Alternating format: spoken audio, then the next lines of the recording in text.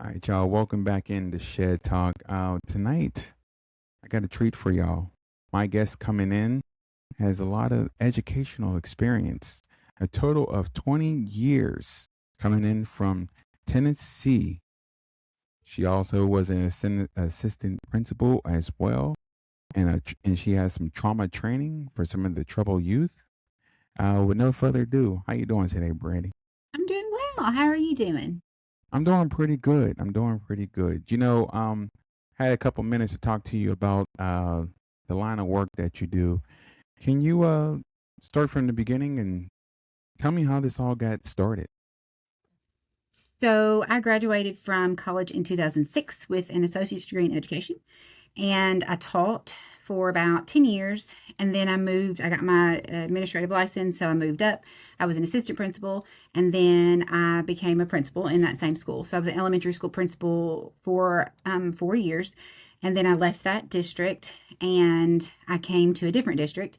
I got my doctorate. I'm currently an assistant principal at a middle school, and my doctorate is in leadership reform with an emphasis on trauma informed practices. And so I got certified as a trauma trainer. It's been probably 10 or 15 years ago. So I have that experience as well. Okay, so what is a trauma trainer in the school and setting? Like, what is that? Can you go into it a little bit? So when I got trained, the state Tennessee Department of Education came in and trained some individuals, and what they did was they taught us about trauma, told us what it was. I was very unfamiliar with it before I got trained, really, and so they teach you how to work with children of trauma. But the thing about trauma is, especially childhood trauma, it even if you're not impacted by it in an educational setting, like say personally you do not have any negative childhood experiences, but my experiences, say I have a lot, will impact you because we're in the same class together. And so when you're looking at a school through a trauma lens, you are it helps all students. It does not just help kids of trauma, because the children who do not have trauma are most likely going to be impacted by the ones that do because of the different things that are happening in class. So a trauma informed lens is just the way we look at students and the way we approach children and the way we handle situations with children. Now, when it gets down to each kid's different, and as far as in how do you go off of trauma and how do you go off of this being a bad kid? Like, how do you tell the difference? A trauma informed, so when I look at kids, you don't know what you're dealing with 90% of the time, especially if they're new children you don't know, things like that. There are no bad kids. There are bad behaviors. And a lot of the time the behaviors are from something. So really the first thing that using a trauma informed approach does is it tells you to ask why. So there is not an excuse for bad behavior. So my goal is to figure out why we're behaving the way we're behaving and what can we do to improve the behavior, because we don't want it to continue, right? Kids do not know how to regulate themselves. And so a lot of using trauma informed practices is teaching them how to regulate their emotions, how to recognize what those emotions are, what those triggers are, and all of those things. It's about building relationships with students. It's about building the capacity for a child to trust you enough to say, okay, this is my issue, right? So it's not excusing the behavior, but it will make you understand the behavior. That's the goal.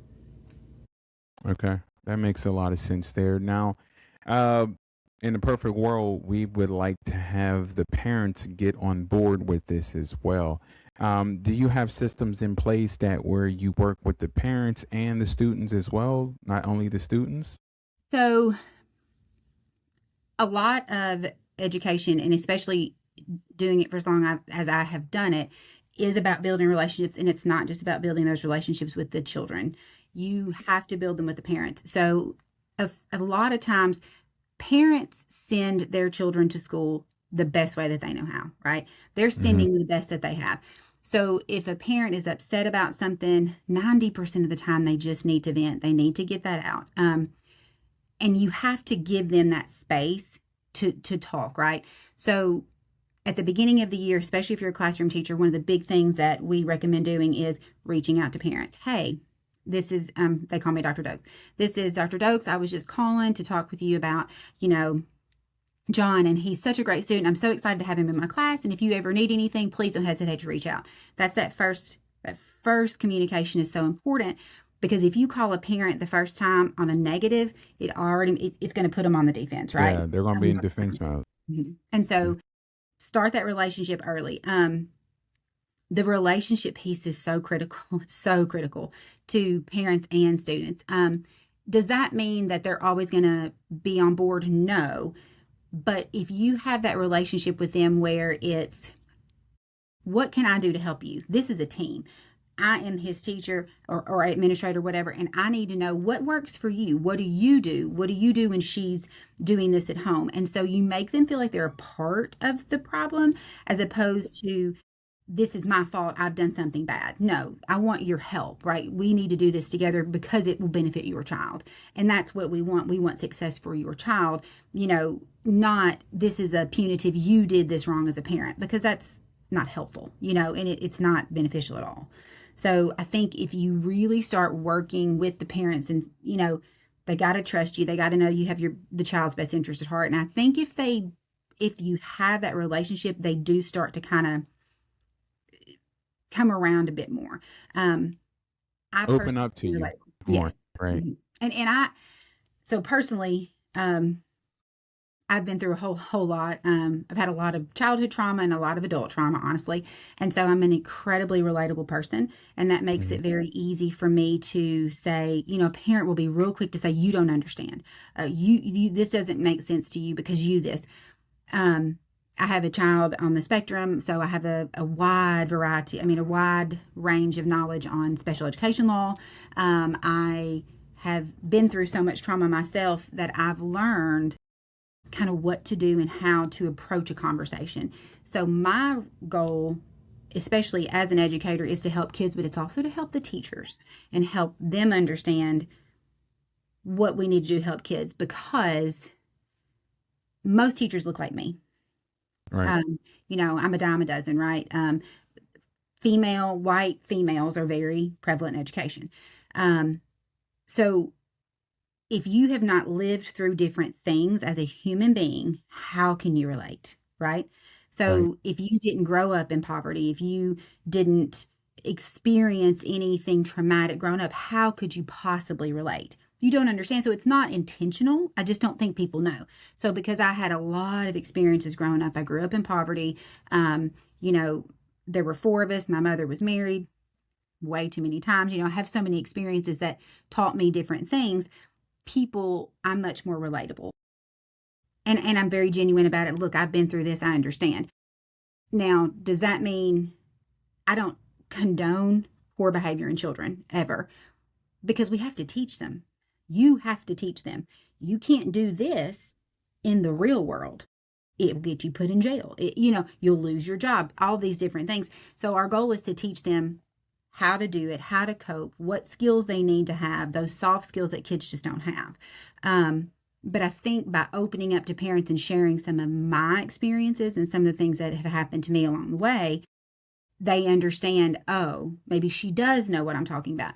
So if you're somebody who doesn't have those experiences, you got to learn. And that's my job. So basically what you do is like, hey, listen, I've been there. I've been through this. I didn't grow up with the white picket fence. I didn't have this perfect upbringing. I can relate. So let's try to figure out how to resolve this within your child. Is that what you were talking about? What you guys are going for there? Yes. We want to help. Kids they're so resilient. First of all, kids bounce back so much faster than adults, right? But they don't have the skills to do that sometimes. So we have to give them. There is research that says just one adult in a school setting that a child trusts can increase their likelihood of being successful multiple times over with just one adult. Yes. Wow. Because and it takes one good relationship with an adult. I had a scholar years ago. This was when I was a principal before. Probably had more trauma than I'd seen in a long time. And mom was not in the picture. She had lost custody and all these things. Mom comes back into the picture, was very on guard with us, right? Because she thinks it's our fault she was removed when it's not. We have no control. But we start working with mom, and this by the end of it, mom had gotten the daughter back. We end up having it's almost like a little bonding ceremony for the mom and the daughter, where we gave them rings, because the daughter had this trauma of she's going to leave again, she's going to leave again. And so I still talk to that parent. She texts me when she needs me. I still talk to the child. It speaks volumes when what a child has been through, and they are still successful because of the people that were in their lives to pour into them. And that's hard as a teacher sometimes, but if you learn and I think it boils down to, why are we behaving this way and what can we do to improve it? And sometimes this much is better than this much. We have to take things in small steps, right? You can't expect things to change overnight. I had a student one time, he was a runner. He was quick and he liked to run out of the building, which is so dangerous, right? He had a fight, flight, or freeze, right? He was going to run every time. He was in fear of something. He was going to run. So we got him to where instead of running outside, he ran in the building. That's a win, right? We've taken away the risk of danger. We've taken away him getting hurt. Now he's just running in the building, and that's fine. You can run yourself out, until you've run all that energy out and that scared out. Sometimes it's little steps. It's not always big steps. Sometimes little steps are still progress, and we have to remember that as educators. That's awesome. That is awesome. Now, let me ask you this. Now, I just say that if it was a perfect world, what is something that you feel that if the state or the government could help out with the system, what kind of resource do you think that you would like to implement if money wasn't an issue? Every school should have certified trauma trainers, certified trauma counselors. Every school should have certified trauma counselors, because it's not the same as a regular school counselor. And school counselors are doing the best they can. But when you're trained in trauma-informed practices and you're trained with how to give kids those tools, that's what we need. I felt like we were moving in that direction, and I think we've slid back a little bit. But every school should have trauma counselors in their buildings at Access for Children. Now, do you think that by you having a system in place at your current position, that helps out so much for you that if you could basically put it out there on social media, like, hey, try this out. Do you think that you have had a high successful rate with that system? So, yes, when I was at my old school, my dissertation, I did it on a group of students, right? And it was the use of trauma-informed practices on middle school students. So I took 60 kids and we did the same thing with this 30 using trauma practices, and then this 30 did not get it. Every 30 kids that got it, their behaviors improved, their occurrences of issues went down, their grades improved. And so, and it's not a book, not a curriculum you follow. It's Right. let's talk. Let's figure out what's going on. What can we do to It's solve this organic. better? It's organic, and just get a report for each student that you interact with. Now, let me ask you something. Like you already said that every school should have a trauma trainer in there. What is some small things that schools can implement that you would say that would help out? So, calm down rooms are a wonderful addition to any school. Every school should have them, in my own opinion. So calm down rooms involve having things in a room for kids to go down and play with. I keep these things in my office. So sensory toys. I have a pillow that vibrates. We have meditation cards. We have chips that they can use that they do different tasks. We have, you can come into my office and there's a couch and it's just a warm, kind of comfortable place. Classrooms, if they can have calm down corners, those are wonderful. It is just a space for a kid to go if they're upset or overwhelmed, where, this is a place I know that I can go and sit and I can be calm. I do calm down passes for kids where it's like a picture. their favorite thing. They come, they sit with me, and I'm like, what is your most favorite thing to do? They tell me, I don't know, LeBron James. We'll find 5 pictures of LeBron James. We'll print them off, we laminate them, and then I give them to a child. All they have to do is hand it to their teacher, and their teacher knows they need a break. They don't have to say anything. They don't have to do anything. They just give them the card. They walk out. They take a break. They either go to whatever we have set up for them, right? Right. So calm down rooms, calm down corners, anything like that is critical to a room. It's just a place where a kid can go and feel a little bit more calm and safe, because when they're at a heightened state, they're not regulated, right? And you got to figure out a way to bring them back down to a place where they can have a conversation, as opposed to just, flying off the handle for whatever the reason may be. Right. So let me ask you this other question. How many, in your experience, how many of us graduate and get out of school with trauma that we should have had taken care of back when we were kids, you know? Far more. Me, like personally, I did not, I knew that my childhood was less than stellar. I also, after years of therapy, know that my mother did the best that she knew how, right? Like, she did what she could with the tools that she had. Granted, it wasn't great, but it was all she had. There is, when I got my doctorate, there is something called the ACEs screener. It's ACES. It's a series of 10 questions that asks you very personal things about your childhood, because these 10 things that would have happened in childhood are considered serious trauma, serious childhood traumas. And the higher you are, the more childhood trauma you've had. So, for instance, 4 or more is considered high. It increases your risk of heart attack. It increases your risk of drug abuse. It increases your risk of Really? early sexual encounters, all of those things. Alcoholism, early death, all of those are related to the ACEs screener. And Wow. so a lot of our kids that go through that, I didn't know. I didn't know my own trauma, and I did not realize. And I do a lot of presentations on this. I have 6 out of 10, which is high. It's very high. And I started dealing with mine in my 30s, which is wonderful because now I have a handle on it. But before that, I didn't know. I Right. did a presentation one time for a school, and a lady came up to me afterward and she said, I understand my husband so much more after listening to you, because I did not realize what these things that happen as a child do to you long term. It's like, so most people, if you've come from a divorced parent, that's one. Were you in a home with drug and alcoholism? Were you sexually assaulted as a child? All of Hmm. these things increase, and the more, the worse, right? So you want to get a handle on it, and you want to, because here's the thing, as an educator, if I don't know my own trauma and I do not have a handle on it, if a kid flips out, I might let my own trauma be able to stop me from helping, because I don't know how to handle that, because I never dealt with it myself. Have you ever been in that position to where the kid came in with a complete tornado, hurricane trauma that you flipped the script on them, where you actually was able to understand what they were going through? Have you had something like that happen? Yeah.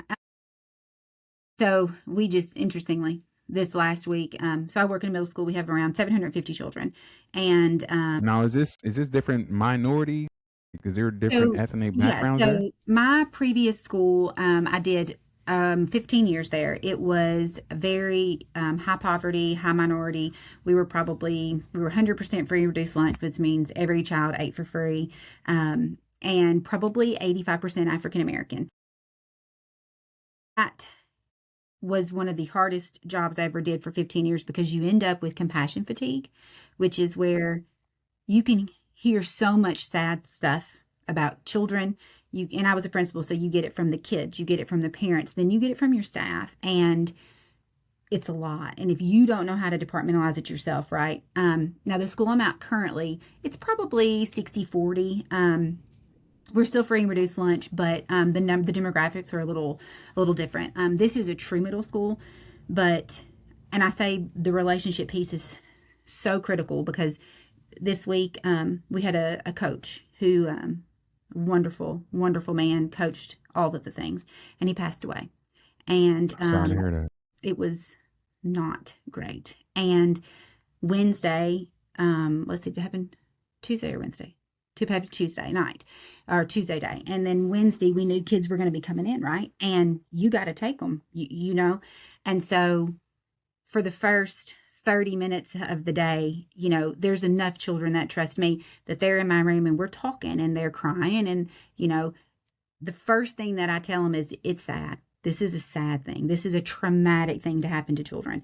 And he was so loved, right? I mean, he was a coach. He just did all the things. And I'm like, it is okay to be sad. You have to be sad because if you don't feel sad, like if you're sad and you don't let yourself feel that way, it's going to stay in here. It's going to come out eventually. And whatever way it comes out is the way it comes out, right?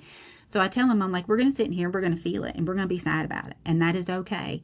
And we can cry about it, and we may cry about it for another week or for another 2 years, but we're going to cry about it. And then we're going to start thinking about the positive things. And every time we think about this one sad thing, we're going to think about a positive thing, and we're going to retrain our brain to think about the positives, right?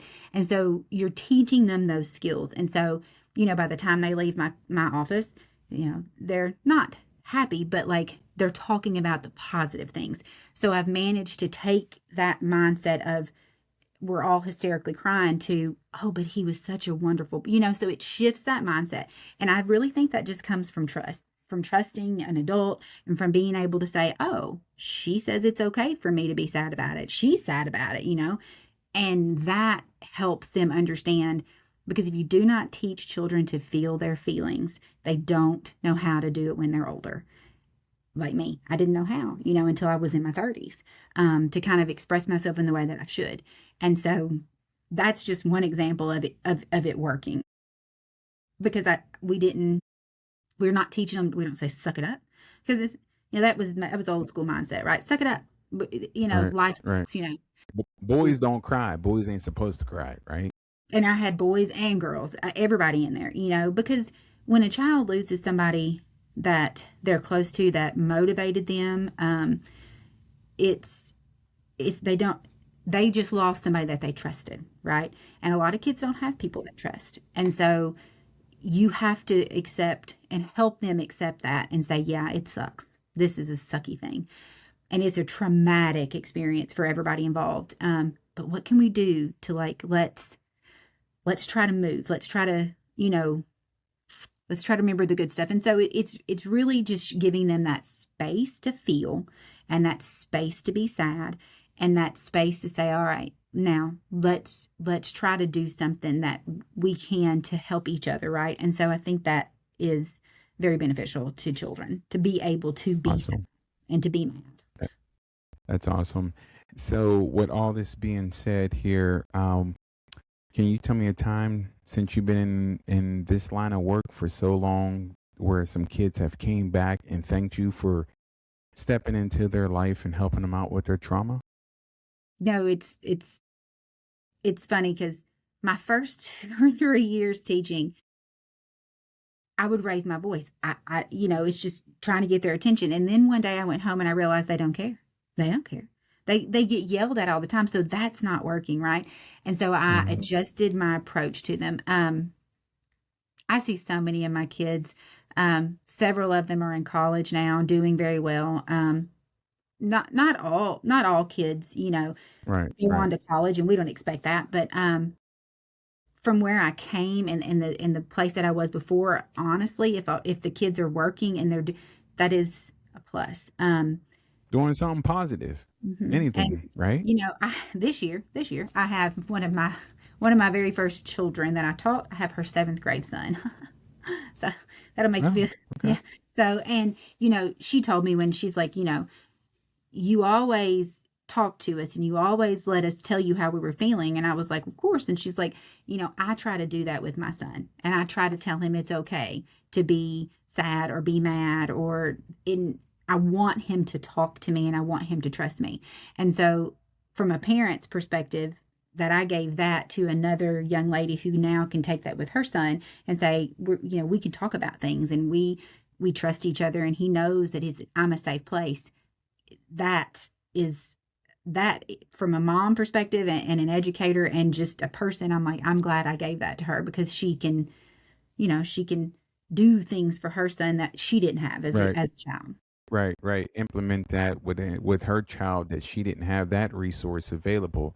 Um, so, with all this being said, anybody that's out there watching or listening that is interested in looking up these resources, if they're not available in the school district, do you have any suggestions for anybody that is interested in trying to get into this kind of resource Mhm. available? So, and there's, I will say, in the last, I would say 10 year, really not 10 years, probably like 7, there is a lot more research out there. I would search trauma informed lens. But if you don't have a lot of knowledge and you're not really sure what to do, the first thing I would do, I would look up that ACE screener, which is ACE. Okay. And I would take it because that's going to give you an idea of what your own score is. Because don't go out there and try to do all the things unless you know how to handle it yourself. And so I think if you have an understanding of where you sit on that platform and where your trauma is, you can help others. Any state department website most of the time has some pretty good information. ACES is the screener that I would recommend. There are so much of it though is trial and error, right? What works, what doesn't. But if I was going to say, okay, this is what you need to start building relationships with children. One thing that I have teachers do at the beginning of the year, and I think it is the most powerful thing, is it's a one piece of paper, and the question is, what do I wish my teacher knew? And I tell the teachers they can write whatever they want, but it's something that they want me to know. Some of them write, I want you to know my favorite food. Some of them write other stuff. But here's the thing, you will learn stuff about children that you may not want to know as far as sad things, but I promise you it will. I had a young lady tell me loud noises scare me because I was involved in a shooting. That made perfectly good sense to me. And that's something I need to know as a teacher, right? I don't want to re-trigger a child. So get to know your students, get to know and ask them, learn about them. And if it's, and sometimes the things that I read and the things that I read, it does not ever excuse the behavior, but I promise it will make you understand it. And it may make you sad. And that is part of understanding children, right? And so knowing what makes them operate and tick the way they do will help you be able to talk to them. And if you are not Awesome. trained enough, let somebody else help you. Reach Awesome. out and let somebody help. Awesome. Hey, Brittany, I really appreciate you coming on here, giving us this insight on this information. And you're a doctor, correct? Yeah, I got my doctorate. Okay. 3 years now. Yeah, Congratulations. That is thank you. awesome. Awesome. Thank you. Hey, I appreciate you coming on here all the way from Tennessee. Thank That's you so it. much. That's I appreciate you anytime. I love to talk about this one. This one is important to me, so I think it's very crucial for people to understand as adults and for children. Awesome. Thank you so much. And this has been Shed Talk. See y'all later.